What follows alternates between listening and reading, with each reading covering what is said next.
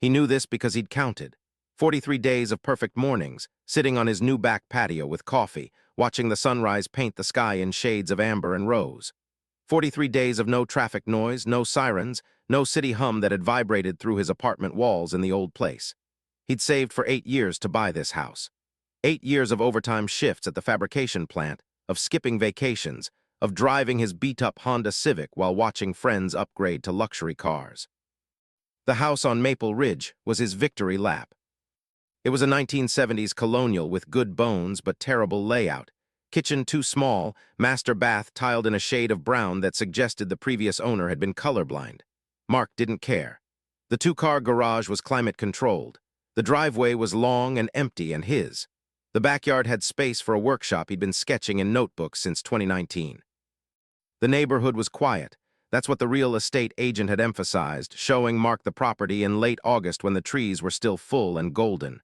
Quiet families, she'd said. Established community, very stable. Mark had loved it immediately. The first indication that something was off came on a Saturday morning, exactly 2 weeks into his residency. He'd been in the garage since dawn, setting up his workbench, a beautiful piece of reclaimed wood he'd found at an estate sale, paired with a vintage steel frame from eBay. His miter saw was positioned at the perfect angle near the window. His drill press stood against the far wall. Every tool had a home. Every home was labeled with a small laminated card because Mark was the kind of man who found joy in organization. He'd been that way since childhood, when his mother's hoarding had driven him to create order in the small spaces he could control. He'd stepped out to grab coffee, leaving the garage door open. A 15-minute errand, nothing more. When he returned, his miter saw was 6 feet to the left. Mark stood in the garage entrance, coffee cup frozen halfway to his mouth. He stared at the saw, then at the space where it had been. His mind performed gymnastics, searching for rational explanations. Had he moved it? No, he'd specifically positioned it yesterday, measuring 3 times to ensure perfect workflow. Had it blown, the air was still. Had an animal knocked it. The miter saw was heavy, expensive, it didn't just move. He checked the garage carefully. Nothing else was disturbed. Nothing was missing. His toolbox was closed and latched. His metal shelving unit, where he kept fasteners, sandpaper, safety equipment, was undisturbed. Just the saw, relocated with what seemed like deliberate intent. Mark moved it back to its proper position, decided he was being paranoid, and tried to forget about it. He couldn't. The second incident happened 4 days later. His power drill, a Makita 18-volt that he'd paid $340 for, top of the line, had been moved from its charging dock on the workbench to the top shelf of his metal cabinet. The cabinet that required a small step ladder to reach. Mark realized this at 6 a.m., when he'd already planned out his entire Saturday around a deck restoration project for Mrs. Patterson 2 houses down. He stood in front of the cabinet, breathing deliberately through his nose. It's just a drill, he told himself. You moved it when you weren't thinking. You were tired. You're stressed from the move. But Mark's hands knew where things lived. His muscle memory was precise. He didn't move tools and forget. That was the opposite of everything he was. This time he didn't dismiss it. He installed a motion sensor light above the garage and checked all the locks, padlock on the side door, key lock on the main garage door, deadbolt on the entrance to the house. Everything was secure. Everything was locked. He didn't mention it to anyone, not his sister in Portland, not his friend David at work. The thought felt absurd. Someone is moving my tools 6 inches at a time. What kind of crime report was that? But he did start keeping a notebook. Mark's tool displacement log began on September 12th. 9:12, miter saw moved 6 feet east, returned to proper position. 6:47 a.m. 9:16, Makita drill relocated to high shelf. Found 5:58 a.m. 9:19, belt sander moved to opposite side of garage. Discovered 4:22 p.m. 9:23, 5 C-clamps removed from magnetic strip and placed on workbench. Noticed 7:33 a.m. 9:26, pneumatic nailer moved to storage bin under other equipment. Found during project prep. The movements increased in frequency. Mark began installing cameras, first the garage, then the driveway, then the back patio. The night vision footage was grainy, but it was something. He spent hours hunched over his laptop, watching the feeds in fast forward, looking for shadows, movements, anything that would explain what was happening. He found nothing. The tools moved when no one was watching. They moved in the hours between dusk and dawn, when his house was locked and the neighborhood slept. They moved with an intelligence that suggested intent, purpose, a message he couldn't quite decode. By early October, Mark was spending less time working and more time investigating. His deck restoration project for Mrs. Patterson sat unfinished. His plans to build custom shelving for his bedroom closet languished in his sketch notebook. He was obsessing, he knew that. He could feel it in his chest, that tight knot of anxiety that had plagued him since childhood, the same obsessive spiral that his therapist had warned him about. But this was real, this was actually happening. The turning point came on October 4th, when Mark woke to find his entire toolbox, a 450-pound red cabinet that took 2 grown men to move, had been relocated from the left side of the garage to the right side. He sat down on the garage floor and cried. Not because of the toolbox, because he was finally ready to accept that he wasn't losing his mind. Something or someone was doing this deliberately. She lived 3 houses down on the opposite side of the street. A 2-story brick colonial with an immaculate lawn and a basketball hoop that looked like it had been installed by a professional. Her driveway held a Range Rover and a white Toyota minivan. The mailbox read, Hollister Family in tasteful bronze letters. Mark had noticed her during his 2nd week of residency when he'd taken a morning walk to explore the neighborhood. She was standing on her front lawn in athletic wear, speaking sharply to someone on her phone. He'd nodded politely as he passed. She'd not acknowledged him. He'd thought nothing of it until October 4th. That morning, after finding his toolbox had achieved impossible geography, Mark decided to take a different approach. He stopped trying to understand the how and started trying to understand the why. Who had reason to disrupt his life? Who had access? Who had motive? The only person he could think of was the Homeowners Association president, Richard Ashford, who'd sent Mark a strongly worded email after Mark had left construction materials on his driveway for a single afternoon while unloading supplies. The email had been passive-aggressive and territorial. Mark had apologized, cleaned up immediately, and assumed it was resolved. Maybe it wasn't. Or maybe it was something else entirely. Maybe someone was testing him. Maybe someone was playing a prank that had escalated beyond its original intent. The neighborhood forum on Nextdoor gave Mark his first real lead. He'd created an account specifically to research his street's history, scrolling through 2 years of posts. Most of it was standard suburban discourse, recommendations for plumbers, warnings about package theft, photos of lost cats, complaints about noise. But there was a thread from March of that year titled The Driveway Problem at 407 Maple. The previous owner, a man named Robert Whitmore, had apparently been something of a car collector and project enthusiast. He'd frequently left vehicles parked in his driveway, sometimes for weeks. He'd had contractors coming and going. The thread was full of neighborhood complaints, photos of unsightly conditions, and increasingly hostile suggestions. Karen Hollister had posted multiple times. It's lowering property values.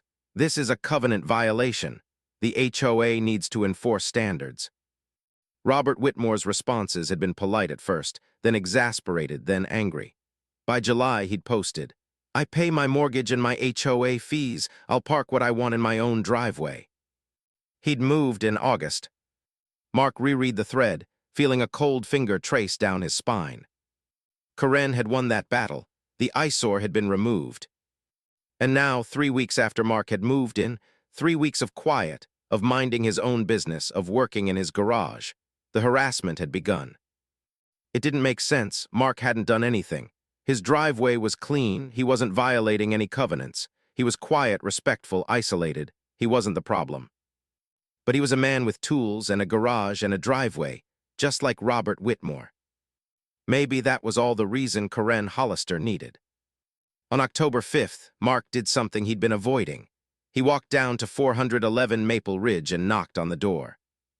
Karen answered on the third knock, wearing a white linen blouse and what looked like gym attire. She was tall, with blonde hair pulled into a severe ponytail and the kind of face that suggested significant dental work. She had the bearing of someone used to being right. Yes, her eyebrow arched slightly. Can I help you? I'm Mark Chen. I'm your neighbor from 407. Recognition flickered across her face, but she didn't smile. "Hello. I wanted to ask you something, and I'm going to do it directly because I think directness is better than letting things fester." Mark forced himself to make eye contact. "Have your children been in my driveway or garage?" Karen's expression hardened immediately. "That's a strange thing to accuse." "I'm not accusing, I'm asking." "My children do not trespass, Mr. Chen. That's a serious insinuation, and frankly, I'm offended." She started to close the door. "I'd appreciate it if you didn't approach my home with unfounded allegations." "Wait, I'm not alleging anything. Someone has been moving my tools. I'm trying to figure out who." Karen paused in the doorway, her hand on the frame. For just a moment, Mark saw something flicker behind her eyes. Not guilt exactly, something more like calculation. "I don't know anything about your tools, Mr. Chen," she said, "but I'd suggest you install a security system if you're worried about theft. This neighborhood does have a problem with that." She closed the door. Mark stood on her porch for 30 seconds, listening to the quiet tick of the house settling, the distant sound of a television playing somewhere inside. Behind him, a child laughed, a high, carrying sound from the backyard. He walked back to his house, knowing two things with absolute certainty. One, Karen Hollister was lying. Two, it was going to get worse. The camera footage from October 6th would later become the most important evidence. Mark had upgraded his system, installing professional-grade cameras with cloud storage and facial recognition capability. He'd positioned them strategically, one on the garage, one on the side of the house covering the driveway, one on the front corner of the property capturing the street. What the footage showed him at 11:47 p.m. was undeniable. Three children, aged approximately 7, 9, and 11, crept into his driveway from the street. The youngest wore a glow-in-the-dark jacket. The oldest carried a flashlight. They moved with the careful steps of children who'd been instructed to be quiet, to be sneaky, to avoid detection. They went directly to Mark's garage. The side door the one Mark had triple-checked was locked, swung open. They had a key or a key code or something. For the next 18 minutes, the children methodically moved his tools. The oldest directed while the younger two executed. They relocated his pneumatic nailer. They moved his orbital sander. They repositioned his table saw. They worked with the efficiency of people trained to a task, following instructions they'd clearly received beforehand. Then they left. The entire operation took 19 minutes. Mark watched the footage 4 times, his jaw clenched so tightly his molars ached. By the 4th viewing, he wasn't angry anymore. He was moving into something colder, something strategic. He downloaded the footage.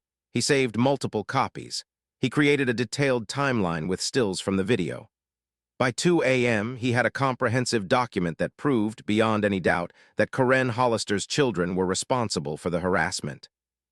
The question was, what was he going to do about it? The next morning, Mark called the police non-emergency line. "I'd like to file a report for trespassing and property tampering," he said to the dispatcher, a woman with a tired voice. He was told that an officer would be available in the afternoon. Officer Willis arrived at 3:47 p.m., a man in his mid-50s with the worn-out demeanor of someone who'd seen too many suburban neighbor disputes. Mark walked him through the entire situation: the moved tools, the displacement log, the escalating incidents, the surveillance footage. Officer Willis watched the video twice. "So nothing's missing," he said when it finished. "No, but my tools have been moved. And nobody's damaged anything." "That's not the point. They're not inside your house. They're not stealing anything. They're not vandalizing." Officer Willis handed the laptop back. "Mr. Chen, this is kids messing around. It's annoying, but it's not criminal. They have a key to my garage." "You're assuming that. Could be they know the door doesn't lock properly. Could be the lock's worn. Kids figure these things out." Willis shifted his weight. "I can talk to the parents. I can request they keep their kids off your property. But legally, there's not much here. Trespassing is only trespassing if they're told to leave and come back. Tampering requires damage." Mark felt something crack inside him. "So I just have to let them keep doing this?" "I'm not saying that. I'm saying talk to the parents again, be neighborly about it. Explain how it's affecting you. Most people respond better to communication than to police involvement." Willis pulled out a small notepad. "What's the mother's name?" Karen Hollister, 411 Maple Ridge. Willis wrote it down. I'll swing by there and have a chat, but don't expect much to change without actual damages or explicit threats. He left 30 minutes later, having accomplished essentially nothing. Mark sat in his garage, his repeatedly violated garage, and made a decision. If the law wouldn't help him, he would handle this himself. October began its transformation into November, and Mark Chen became someone he didn't recognize. He stopped going to work. I need a personal leave, he told his supervisor, Derek, who'd managed the fabrication plant for 15 years and prided himself on his reasonable approach to employee problems. Family situation, I need 2 weeks. Derek, bless him, didn't ask questions, but Mark could see the concern in his eyes, the way Derek's gaze lingered on the dark circles under Mark's eyes, the weight loss that was starting to show in his clothes. Mark didn't care. The personal leave was a cover story anyway. What he actually needed was surveillance time. He mounted additional cameras, hidden ones, positioned at angles that would capture not just his driveway, but also the approach routes from Karen Hollister's house. He installed a motion-activated alarm system that would alert him the moment any unauthorized person entered his property. He rigged simple tripwires connected to bells in his bedroom, just another layer of detection. He created spreadsheets. He began documenting not just tool movements, but timestamps, weather conditions, moon phases, school schedules. He downloaded the Hollister Children's School Calendar from the district website. He mapped out their activities: soccer practice on Tuesdays and Thursdays, piano lessons on Wednesdays, Sunday soccer games. He knew their schedules better than they probably did. He also began surveillance of Karen herself. Not in a violent way. Not in a way that was technically illegal, though Mark was aware he was skating close to the edge of legality. He would sit in his car, parked 2 houses down, and watch her morning routine. Her Range Rover left at 7:15 a.m. on weekdays, returning at 5:47 p.m. She had a standing Friday morning appointment, presumably salon or medical, based on the regularity. She spent Saturday mornings at what Mark determined was the country club, based on her attire and the direction she drove. She was his subject now, his thesis, his obsession. His therapist would have called it unhealthy. His therapist would have suggested medication adjustments. But Mark had stopped attending therapy in early September, the same week Karen Hollister's children had started their nightly incursions. What could he tell his therapist? That his neighbor's children were breaking into his garage. That despite police involvement, nothing had changed. That he'd been failed by every system designed to protect him. Law enforcement, HOA, the basic social contract that promised that your home was your castle. Better to handle it himself. The incident that marked the true turning point came on October 28th. Mark was in his garage at 9:30 p.m., working on a custom piece of shelving despite the late hour. He was wearing headphones, listening to an audiobook about border security and property rights, and he had his camera feeds displayed on a tablet mounted on the wall. The motion alert came through at 9:47 p.m. 3 children on his driveway. Instead of doing what he'd been doing, recording, documenting, gathering evidence, Mark made a different choice. He turned off his headphones, he set down his tools, he walked to the side door of the garage and waited. He wanted to see them up close. The children entered the garage with the casual confidence of people who'd done this more than a dozen times. The oldest, a boy, maybe 11, carried a piece of paper and what looked like Karen's handwriting on it. Instructions. Mark stepped into view. All 3 children froze. "Hello," Mark said, his voice very calm and very even. "What are you doing in my garage?" The oldest boy's face cycled rapidly through several emotions: surprise, fear, calculation. We're playing a game." "A game?" Mark took a step closer. The youngest child edged toward the door. "What kind of game?" "A scavenger hunt," said the middle child, a girl with braids. "We're looking for—" "Sophia, don't," the oldest boy said sharply. "Don't what?" Mark asked. "Don't tell the truth about your mother's instructions." The children looked at him with a fear so primal, so absolute, that something in Mark's chest tightened. He wasn't threatening them. He hadn't raised his voice, but they were terrified. And in that moment, Mark realized he was becoming something he'd never planned to become, the villain in a story he hadn't written. "Get out," he said quietly. "Go home. Tell your mother I want to see her tomorrow at 2 p.m., my driveway. And if you come back here, I'm going to file a formal police report with photos and video of your faces. Do you understand?" The children left without another word.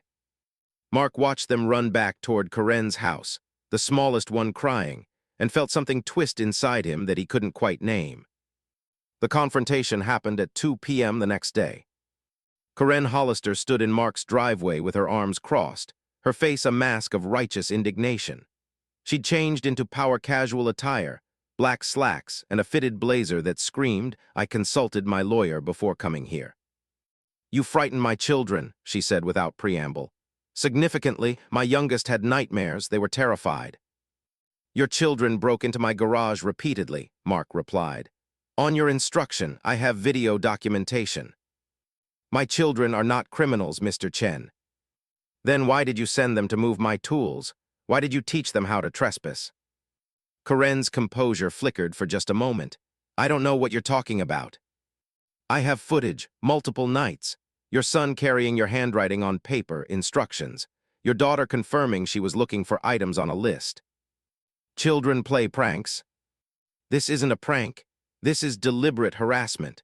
This is punishment because I have a garage and a driveway and I'm not Robert Whitmore." Karen stepped closer and Mark could smell her perfume, something expensive and aggressive like everything about her. "Let me explain something to you, Mr. Chen. This neighborhood has standards. We don't allow our homes to be used as commercial workshops. We don't allow contractors to come and go at all hours. We maintain property values through careful curation of the community." "So you're punishing me?" "I'm educating you. Robert Whitmore didn't understand subtle pressure, so he had to be pushed harder. I was hoping you'd be smarter." Mark stared at her, the full scope of her malice now laid bare. "I'm going to the police with this conversation," he said. "And I'm going to the HOA, and I'm going to document every bit of this." "Go ahead, my children said you threatened them, that you created a hostile environment, that you told them you'd call the police on them." Karen's smile was sharp enough to draw blood. "My husband is a lawyer, Mr. Chen, a very good lawyer, and I think you've just given me a very strong case for harassment." She turned and walked back toward her house. Mark watched her go, understanding finally that he'd been outmaneuvered from the start. This wasn't about tools or driveways or property standards. This was about power. This was about a woman who'd successfully driven one neighbor out through sheer force of will and who fully expected to do the same to Mark. The difference was that Mark had no intention of leaving. That evening, Mark did something that would later be examined in excruciating detail by lawyers, police, and eventually a judge. He went to Home Depot and purchased $2,847 worth of materials: commercial-grade fencing, concrete mix, rebar, and a reinforced metal gate. He spent the next 3 days constructing a barrier around his driveway. Not a fence that enclosed his entire yard. That would have violated HOA guidelines, and he was done being a victim of HOA guidelines but not done being strategic about it. Instead, he built a structure that enclosed just the driveway and the side garage entrance. It was a gate, technically, with a key lock and a padlock. A barrier that transformed his driveway into a private compound. The gate was beautiful if he was being honest. Professional welds, smooth hinges, painted a dark gray that complemented his house. It was functional, it was legal. It was defensive. And it was a direct message to everyone on Maple Ridge. "I'm not leaving, I'm fortifying." Richard Ashford from the HOA called on day one of the construction. "Mr. Chen, the Architectural Controls Board has been informed of this installation. You're going to need formal approval before continuing." "I have a gate," Mark replied. "It doesn't block the street. It doesn't extend onto anyone else's property. It's a security measure on my own land." "It violates the aesthetic guidelines." "Show me the guideline that prohibits a gate." There was a pause. "It's in the spirit of." "The spirit of a guideline is not an actual rule, Mr. Richard.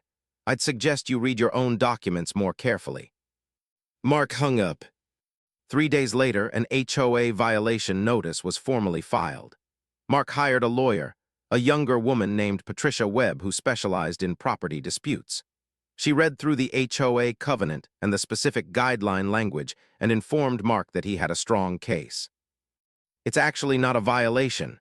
Patricia said, reviewing the documents in her office. There's no specific prohibition on gates or fencing for security purposes on your own property, provided they don't obstruct visibility of the house from the street. Yours doesn't. You're legally solid. Will it go to a hearing? Probably, but you'd win. The question is whether you want to fight it. Mark did want to fight it. He wanted to fight everything at this point. But more importantly, he wanted something else. Can I do something on my driveway? Something legal? Patricia leaned back in her chair, sensing where this was going. Define something. Mark had been thinking about this for weeks. I want to install security devices, motion-activated sprinklers that target people on my driveway without authorization. I want to set up noise-producing alarms.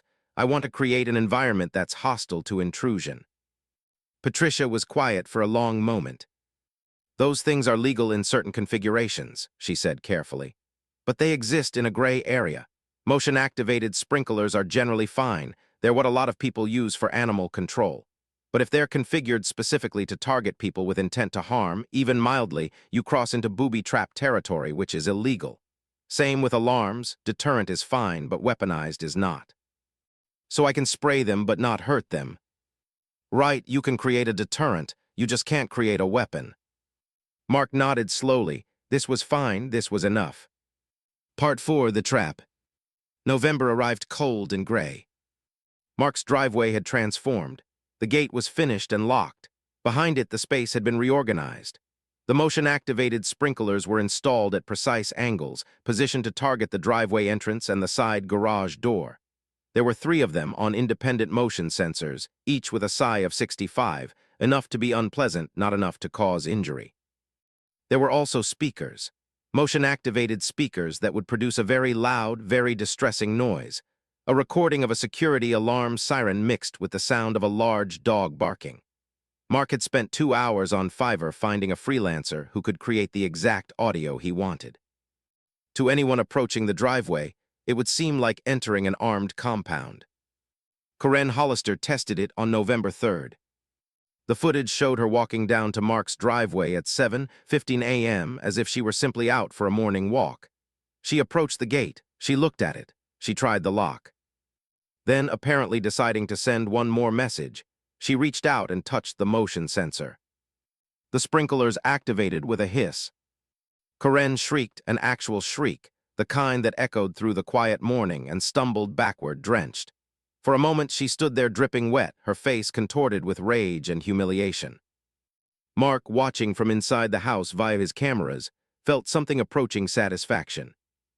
Karen stormed back to her house, her morning walk clearly ruined, her designer athletic wear soaked. She didn't come back to the driveway. But the children did. On November 7th, the oldest boy, whose name Mark had learned was Trevor, attempted to scale the gate. The motion-activated alarm erupted immediately. The speakers produced a sound so loud and frightening that Trevor fell from the gate in shock, landing hard on the concrete outside. For a moment he lay there, gasping for breath, genuinely terrified. Then he got up and ran. The next night all 3 children approached together, equipped with a plan. They had a stick, a long pole, and they were attempting to reach the motion sensors from outside the gate, trying to disable them. The alarm went off again, the sprinklers activated, and this time Mark came out. He stepped onto his porch, his face visible but his body language relaxed. Non-threatening, he spoke in a calm, level voice. I don't want to hurt you, I just want you to stop coming here. Your mother sent you to do something wrong. You understand that now, right? You understand that this isn't a game anymore, that there are consequences. The children, soaked and shaking, nodded. Go home, tell your mother that I'm pressing charges for the trespassing. Tell her my lawyer says she's personally liable for any damages to my property or person committed on her instruction. Tell her that this ends now, or it gets worse. The children left. The cease and desist came via certified mail. Karen Hollister's lawyer, Patricia, had been right. He was very good. Sent a formal legal letter on November 9th, citing emotional distress to the children, creating a hostile environment, intentional infliction of emotional distress, and several other charges. It was aggressive. It was intimidating. It was also, Patricia assured Mark, largely frivolous. Emotional distress is a hard case to prove, Patricia said, and you haven't intentionally inflicted anything. You've created security measures on your own property. The fact that those measures happen to deter her children from trespassing isn't your problem. She's claiming I threatened the children. Telling someone to stop doing something illegal isn't a threat. It's a warning. Patricia set the letter down. The question is what you want to do. You could file a countersuit. You could continue with the trespassing charges, or you could let this ride and see if she escalates. Mark wanted to escalate, but he also wanted to be careful. Let me think about it, he said. What Mark didn't know was that Karen Hollister was having her own crisis. The motion-activated sprinklers weren't the real problem. The alarms weren't the real problem. The real problem was that her children had been traumatized by the experience, and their father, a man named David Hollister, an attorney who'd seemed largely absent from the conflict up until this point, had reached his limit. The footage of Trevor falling from the gate had been the tipping point. This ends, David told Karen during a conversation Mark would later hear about through the neighborhood's ever-active gossip mill. I don't care what you think of this man. I don't care about property standards or neighborhood aesthetics. Our children are afraid of our own street. This ends now. Karen, it seemed, had insisted on continuing the pressure. She'd been convinced that Mark would break, that he would sell like Robert Whitmore had, that the neighborhood would return to its perfect harmony under her careful stewardship. David had apparently suggested that she was insane. The separation was filed on November 15th. Mark first learned about it from Mrs. Patterson, the woman 2 houses down for whom he'd been supposed to do deck work back in September.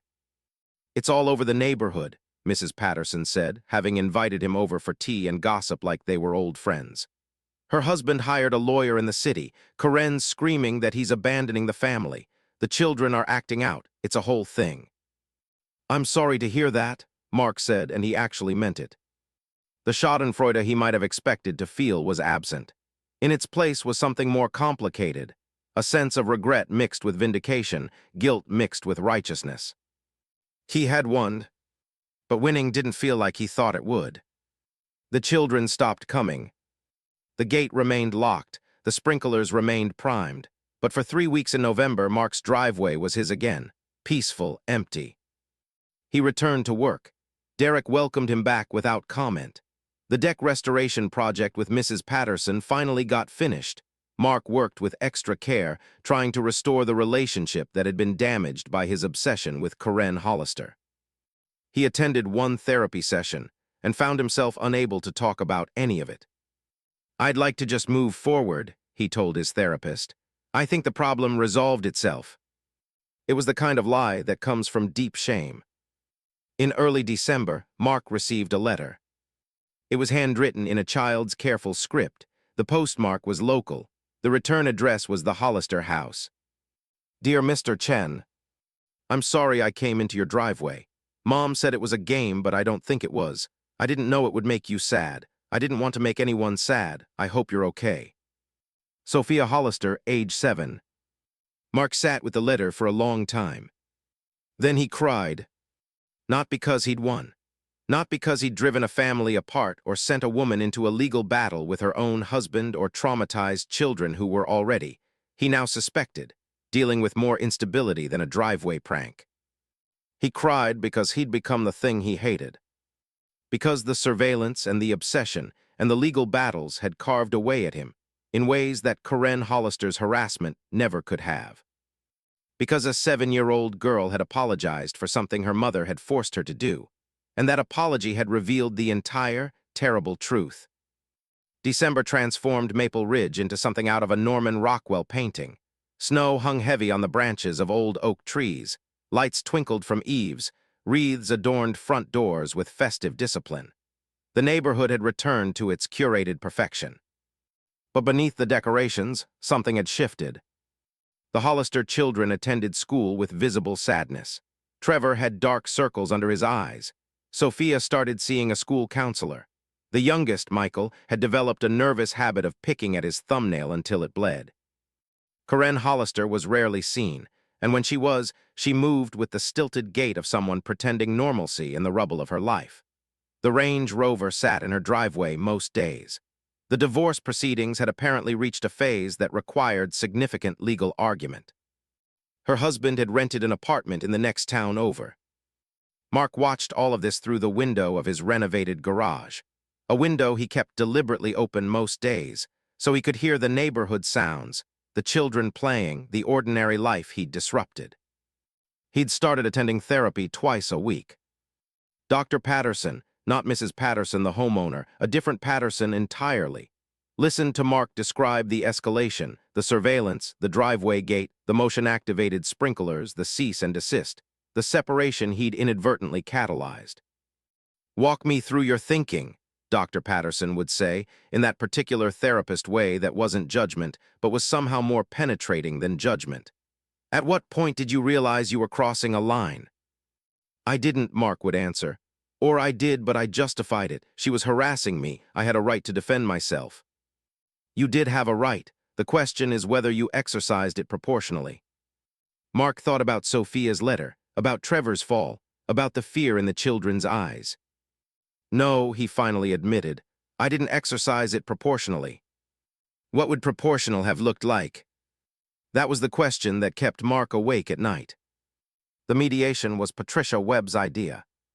"You could fight this all the way through court," she said. "You'd probably win on the trespassing charges. Karen Hollister's liable for what she instructed her children to do. But courts are expensive, they're public, and they require everyone involved to relive the trauma repeatedly." "What's the alternative?" "Mediation. You sit down with her with a neutral third party present, and you try to reach an agreement. It's confidential, it's faster, and it gives everyone a chance to actually communicate instead of just escalating." "I don't want to communicate with her." "I know, but you're going to have to live on the same street for the foreseeable future. And right now, that living situation is toxic for everyone involved." Mark resisted for a week, then agreed. The mediation was scheduled for December 18th, at a neutral location in the downtown Civic Center, in a small room that was decorated in aggressively neutral tones. Beige walls, gray carpet, a wooden table, and nothing else that might suggest emotion or history. Karen arrived first. Mark noticed immediately that she looked different, smaller somehow. The sharp contours of her face had softened. She wore a simple gray dress instead of her usual power casual uniform, and her hair, usually perfect, was just a little bit disheveled. The mediator, a woman named Janet, who had the serene bearing of someone who'd presided over 1,000 neighbor disputes, called the session to order. "The purpose of this meeting is to reach a mutually beneficial agreement," Janet said. "We're not here to litigate. We're not here to assign blame. We're here to problem solve. Does everyone understand?" Mark and Karen both nodded. "Ms. Hollister, would you like to begin?" Karen took a breath. Her hands were shaking slightly. "I want to apologize," she said, the words coming out carefully as if she was unsure of the language. I sent my children to your house. I gave them instructions. I did it deliberately, knowing it would upset you. I wanted you to leave like Robert Whitmore left. I wanted to maintain what I thought was our community standard, and I did that by being cruel to you specifically." Mark felt something unexpected, shock. "I don't have a good excuse," Karen continued. "I could say I was trying to protect property values. I could say I was defending the neighborhood. But the truth is I was trying to control something, and you refused to be controlled, so I escalated the behavior. I was wrong. My children were wrong to do what they did, but they were wrong because I told them to be wrong. That's on me." She paused, collecting herself. "My husband left me because of this. My children are traumatized. My own parents won't speak to me, and I deserve all of that." Karen's eyes met Mark's directly. "But I also want you to know that I'm aware that what you did afterward, the gate, the censors, the lawyers, the threats, that all of that was a response to something I started. I'm not saying you were wrong to defend yourself. I'm saying I'm responsible for the cascade." She stopped talking. Mark found that he couldn't immediately respond. Janet waited patiently. "I also set up motion-activated sprinklers," Karen said quietly. "They weren't to hurt anyone. They were to deter. And I understand that I terrified my own children in the process. I understand that I fundamentally failed as a mother by prioritizing a neighborhood standard over my children's sense of safety." She took a sip of water that had been provided at the beginning of the session. "I'm not asking you to forgive me," Karen said. I'm asking if we can reach an agreement that allows us to coexist without further escalation. Mark listened, and something shifted inside him. He had prepared for this meeting by writing down all his grievances, all his pain, all the ways Karen Hollister had violated his sanctuary. He had prepared for defensiveness and denial. He had prepared for a woman who would justify her actions and blame him for overreacting. What he wasn't prepared for was genuine remorse. Janet turned to him. "Mr. Chen, your response." Mark cleared his throat. "I appreciate your apology. I believe it's genuine, and I accept it." He paused. "But I also want to acknowledge that I escalated this to a place it didn't need to go. I was obsessive about what you were doing. I built surveillance into a major part of my daily life. I threatened your children, even if I didn't threaten them directly. I created a hostile environment deliberately, knowing full well what the outcome would be."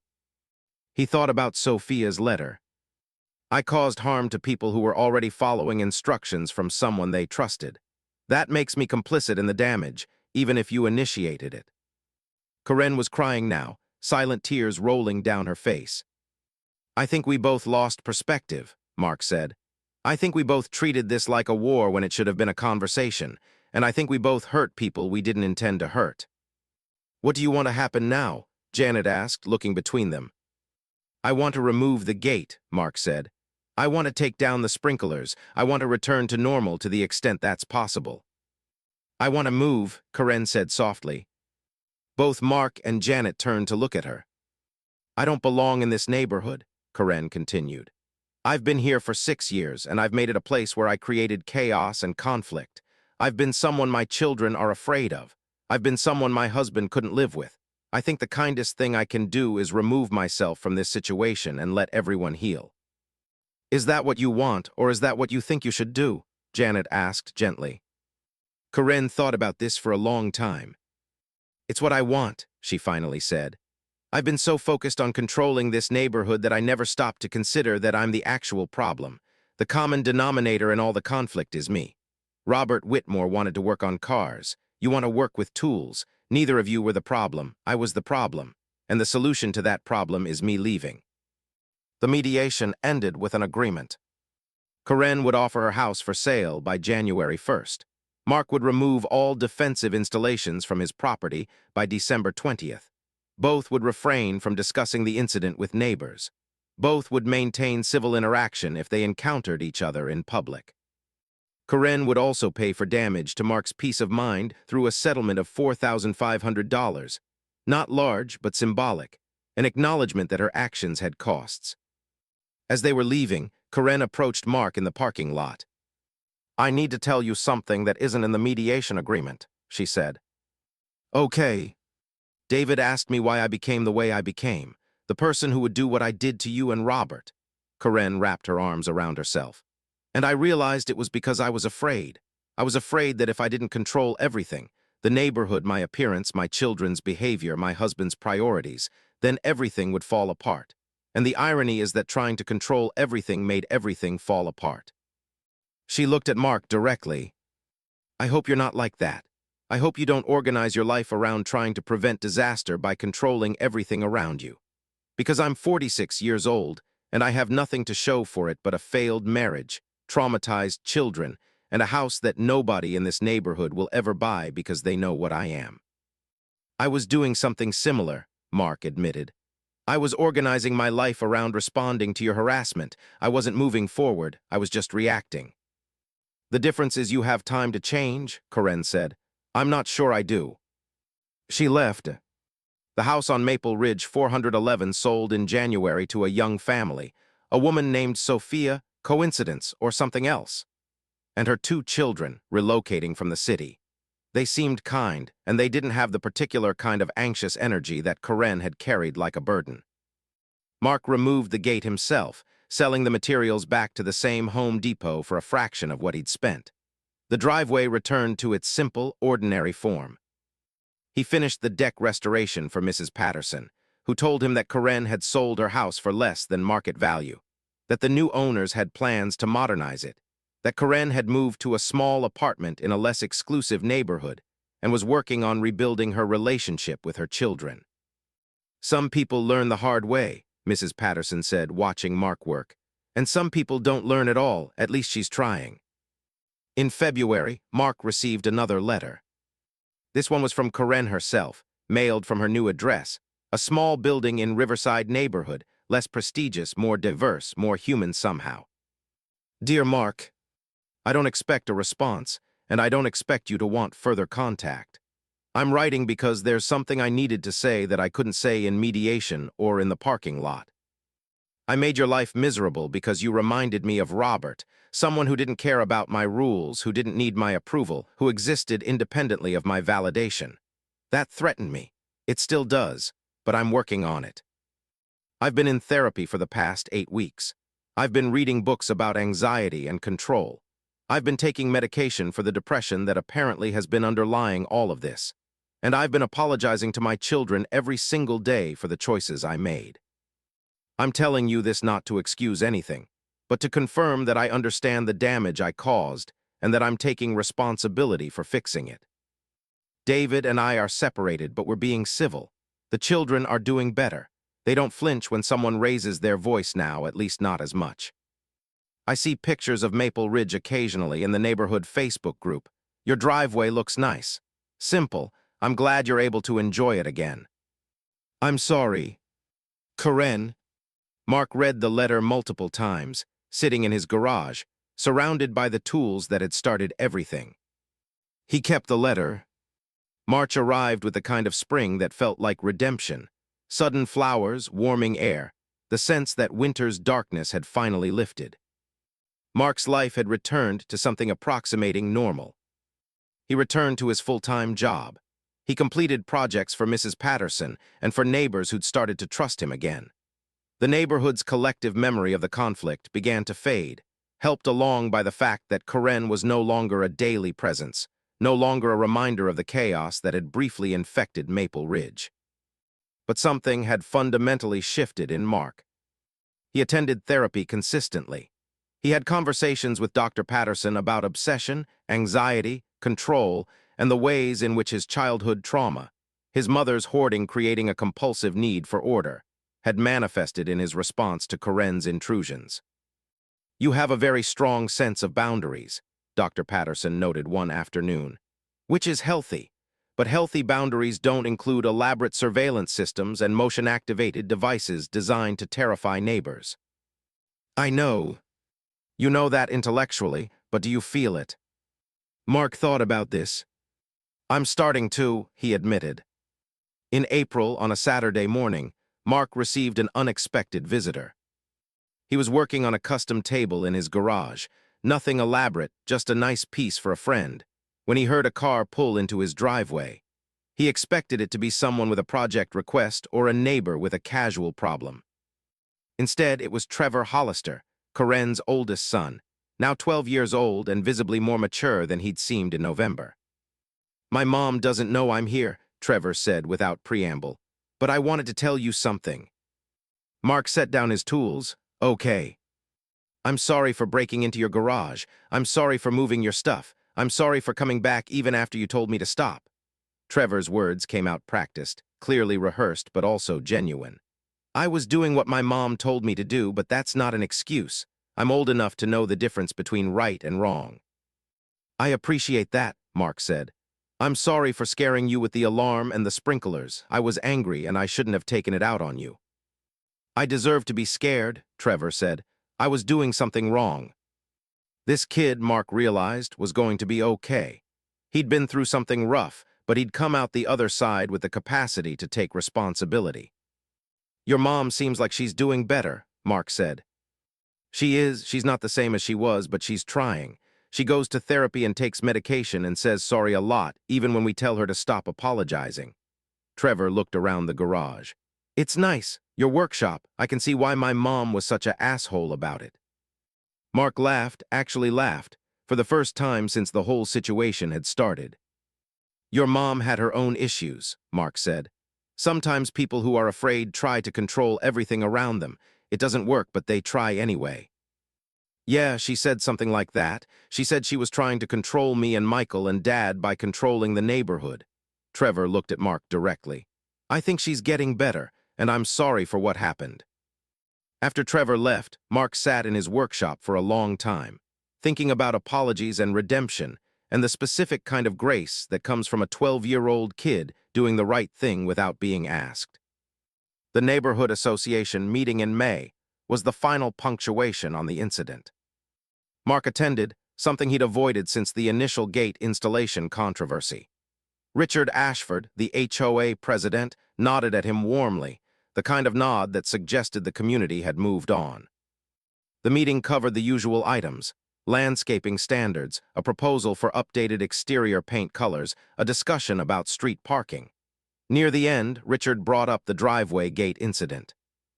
"I want to acknowledge that we may have been overly rigid in our architectural control enforcement," Richard said, addressing the assembled neighbors.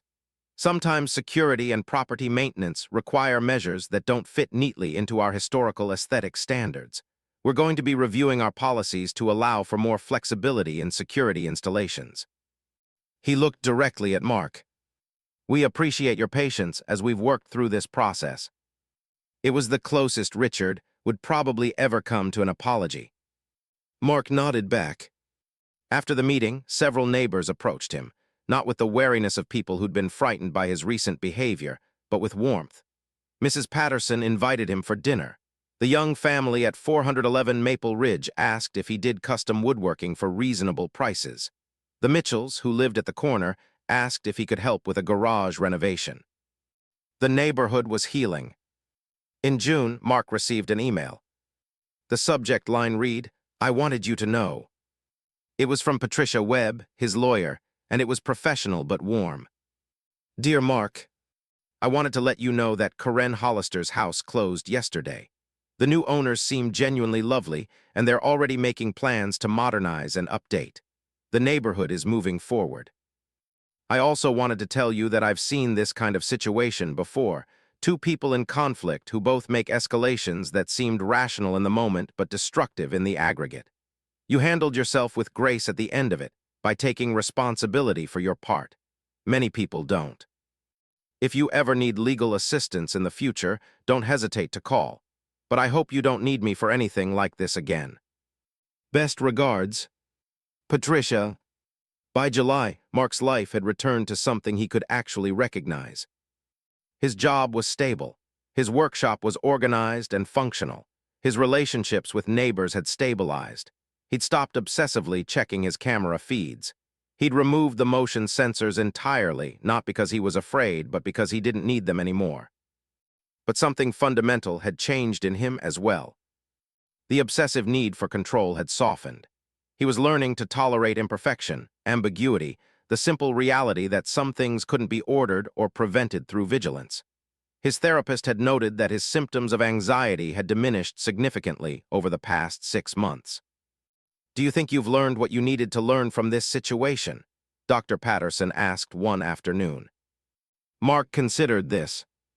"I think I've learned that I'm capable of becoming someone I don't want to be," he said. "I've learned that reasonable people can escalate into unreasonable people without a specific moment where they make that decision. It just happens incrementally. And I've learned that accountability matters, not just legal accountability, but personal accountability." "And what about Karen?" "I think she's learning the same lessons, just from a different angle." Mark paused. "I don't forgive her for sending her children to harass me, but I understand her, and I think she understands herself now, and that's almost as valuable." On a Saturday evening in late August, exactly 1 year after Mark had moved into the house on Maple Ridge, he was in his garage, working on a project. A beautiful bookshelf for the new family at 411 Maple Ridge, Sophia and her 2 kids, who'd become genuine friends through Mrs. Patterson's connections. The sun was setting, painting the sky in shades of gold and purple. His phone buzzed. It was a text from a number he didn't have saved, but he recognized the area code. "Hi Mark, Karen here. I know I shouldn't be texting you, but I wanted you to know that the kids and I are doing pretty well. Trevor made the soccer team at his new school. Michael just got braces. Sophia is reading books about trees and won't shut up about photosynthesis. They're becoming kids again instead of anxious versions of themselves, so I wanted to say thank you, even though that seems weird given everything. But without what happened, I never would have gotten help. I never would have changed." And they'd still be living with a mother who was broken and making them broken too. So thank you for the catalyst. I'm sorry it had to be that harsh. K.